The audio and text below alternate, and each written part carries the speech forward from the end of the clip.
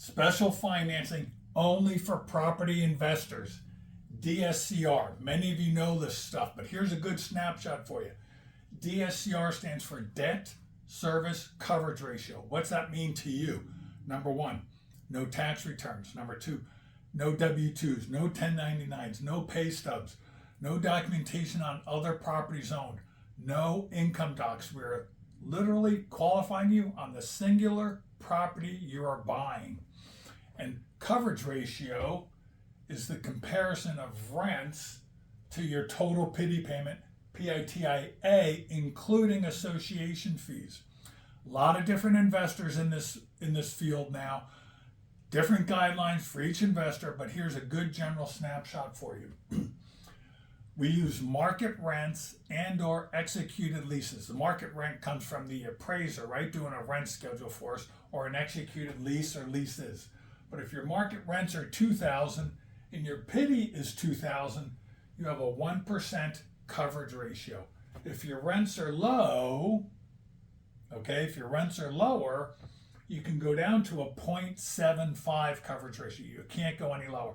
Sooner or later, we'll probably see investors with lower coverage ratios, but as of the moment, as best I know, 0.75 is as low as you can go.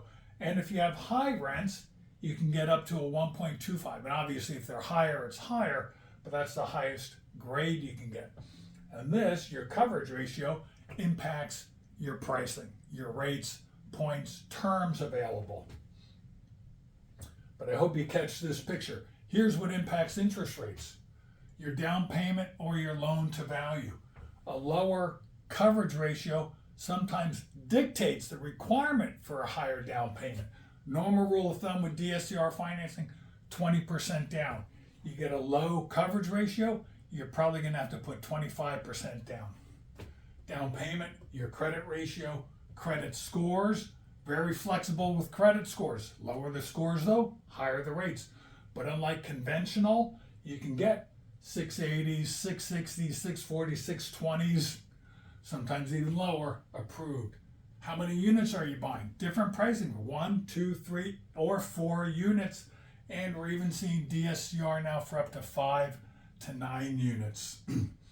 Is it a purchase, a refi, or a cash out refi? So all these things, along with your credit ratio, is going to come into play to get you terms for a DSCR. But it's a phenomenal way, it's a growing way for investors to buy more properties when they don't fit into that normal conventional home loan guide box.